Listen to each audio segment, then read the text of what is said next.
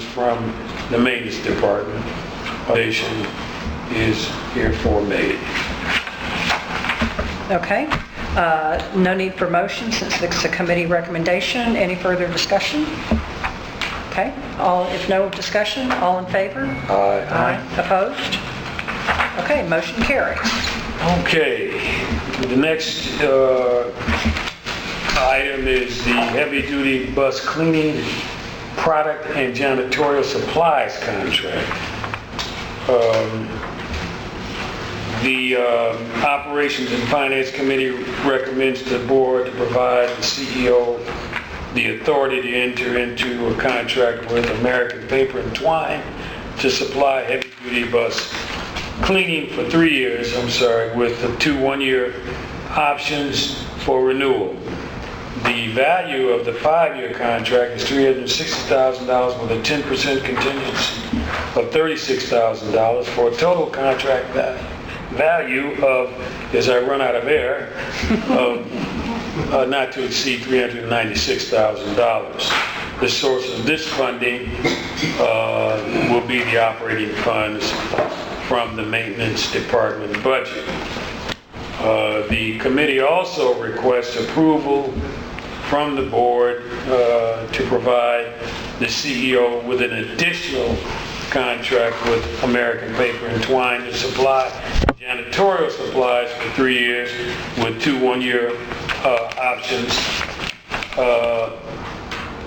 The value of this 5-year agreement is 5-year contract is $488,000 with a 10% contingency of $48,800 for a total value not to exceed $536,800. Same source for this contract being the operating funds from the maintenance department budget. The recommendation, let me say that the total combined value of these two contracts is not to exceed $932,800. The recommendation is made. Okay. No need for a motion. Any further discussion? Seeing none, all in favor? Aye. Opposed? Okay. Dang, we passed us some contracts today, didn't we?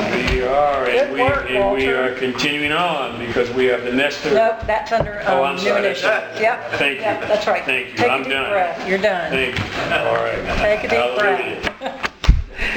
Okay, the new initiative, the Community Engagement Committee, we had a good discussion at the committee meeting around the topic of advertising on the buses and board input on direction.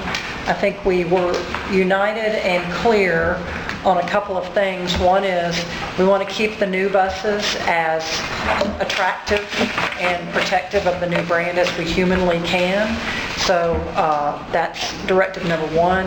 Number two is this board is very concerned about the full wraps and I was going to call them gorilla wraps. They're not gorilla wraps, they're King Kong wraps. Okay. You get what I'm talking about. Yeah, don't give gorillas a bad Right. name. We really feel like if we can move away from those wraps as quickly as we possibly can, they're bad for the brand, they're a safety concern, and we feel like they can be kind of messy, and we really want to enforce the new brand. So that was the second direction. And the third is whatever we can do to maximize tasteful, appropriate advertising in Music City Central, on benches, in wherever that's not wrapping a bus, or even naming rights to things like the music circuit, we are for that. So we took a look at several scenarios. What will happen next is staff will go back and crunch that, look at the budget implications of that, and then come back. And the last thing the board said is before we start putting advertisement on new buses, we really want to see it so that we're sure we don't end up in an unsafe, distasteful place with the new product. So the board's very interested in that. So that was great discussion. Also talked a little bit about life post transit referendum. And I think the universal opinion is We've got to operate the best transit system that we can, make as many improvements as we can within the budget, and also to really spend the year being sure that our relationships with council is strong so that we can protect funding and hopefully keep moving the ball down the field. So those are the two discussions. We have two action items from this. Let me flip over. The first is Nestor Operations and Maintenance Facility renovation. Let me get over there to that. So I believe it was last meeting or maybe the one before, we saw a very detailed plan about the renovations going on in the Nestor Operations and Maintenance Facility. It's exciting. It's long overdue. So we had a brief discussion about that, and the committee would like to recommend to the board that the CEO is authorized, has the authority to enter into a construction contract with Batten and Shaw Construction for a base amount of $2,485,186, and due to the nature of the project, specifically unknowns associated with interior demolition in a once flooded facility, the committee also recommends the board to authorize a project contingency of 20%, resulting in a not to exceed project total of $2,982,224. So that is the recommendation to the board. The discussion was around how we do want to avoid sole vendor bids in the future if at all possible. So we had a discussion around that, but feel good about this particular recommendation and are bringing it before the board. Okay, now that I have brought it before the board, there is not a need for a motion because it's a committee recommendation. So any other thoughts, Glenn or Walter, on this? Great job. Okay, it's a lot of words. So all in favor of approving this contract? Aye. Opposed? Okay, motion carries. The last item that we need to have a vote on is the FY 2019 operating budget. Ed's nodding his head. I will say the staff did an extraordinary job this year in a very difficult budget year, and it wasn't a difficult budget year just for MTA. It was a across the board situation. So the budget, and we've had discussions about this for several months, so all this has been vetted thoroughly. The budget that was approved by the council is a flat budget for the year, and we had requested a $2.6 million increase. So Ed came back to us today and went over the line items that will get us to a balanced point, and we had discussed those before. The good news is no cut in service, no cut in frequency, which was really important to this board, so we're happy about that.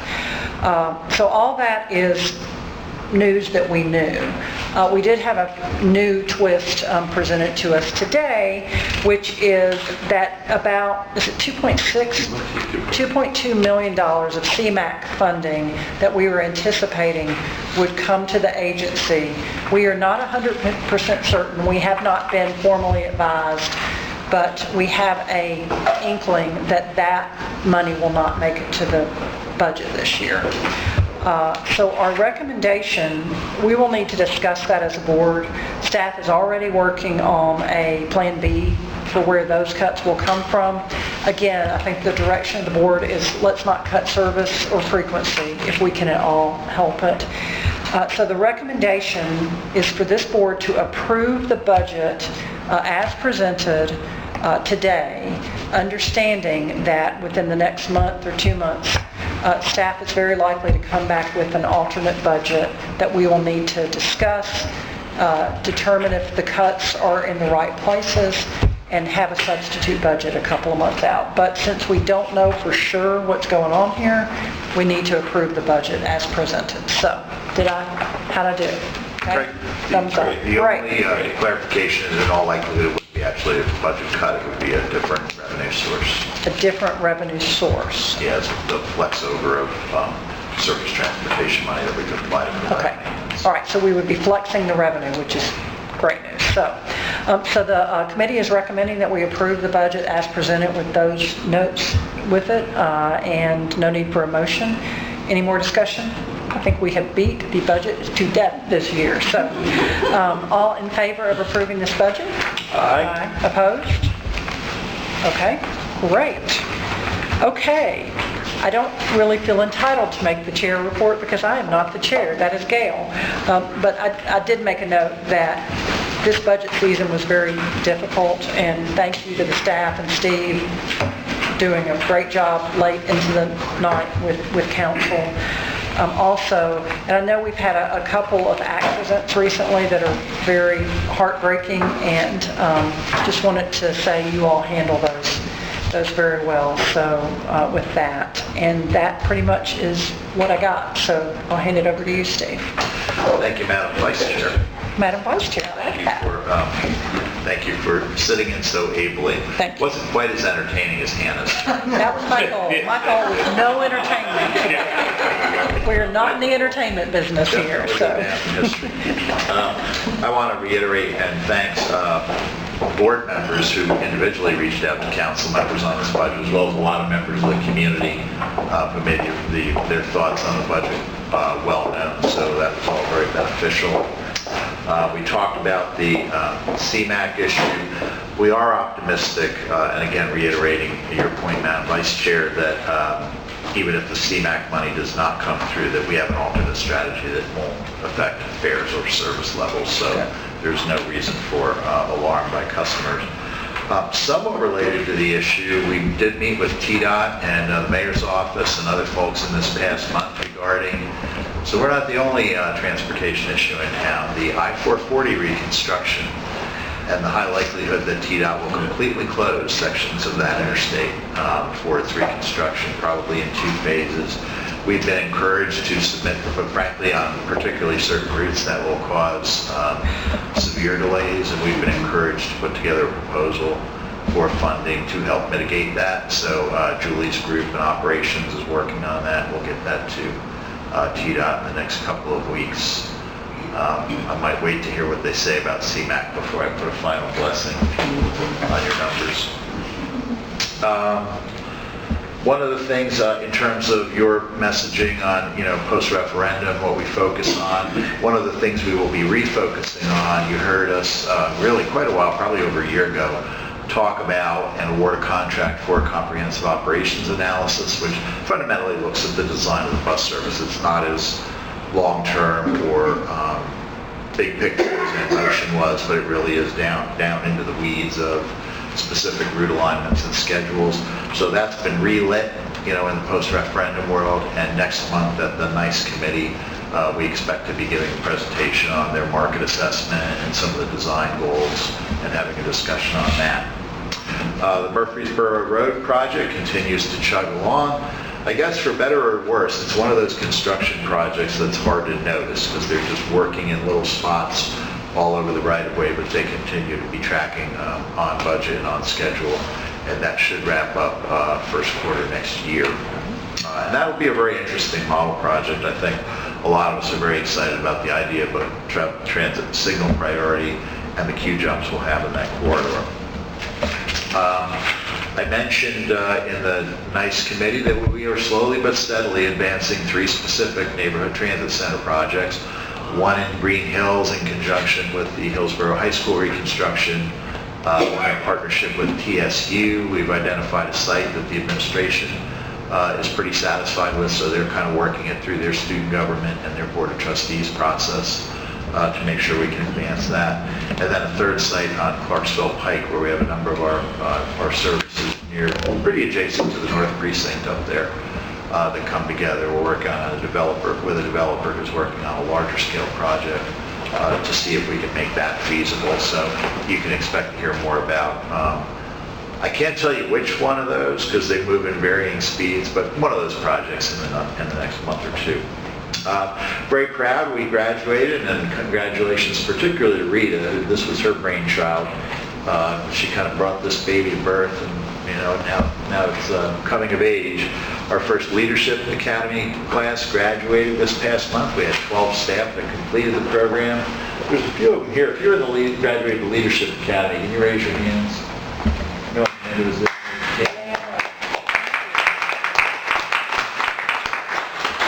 So one of the things I know we can expect from this past class is a lot of the stuff they're working on. You will be seeing board presentations from them in the coming months. So the two things we're actively working on is how to keep them engaged and moving up in different areas. One of the things that was kind of neat was bringing people from departments who might not typically work with each other, see each other, and coming up with creative solutions to ongoing issues. So that will continue to work. And it's time to start working on recruiting for the second class, the design of the second class. So that's a big positive. We help to host the annual user conference of our Trapeze software group. Occasionally you'll hear us talk about Trapeze, sometimes glowingly and sometimes in not so glowing words. It's essentially the software systems we use to run a lot of our scheduling, our AVL, our real-time information. Every year they host a user conference. This year it was in Nashville, so a couple 300 transit IT folks from transit systems all over the country were out at Opryland a few weeks back. You might have seen some attention in the media because one of the things they had there was the autonomous shuttle bus that one of our esteemed councilmen, took the opportunity to call attention to. So it was a nice, it was a good event, very successful event. Speaking of industry conferences, Jason's leading our planning. I know I've mentioned in the past, but you are forgiven if you've forgotten.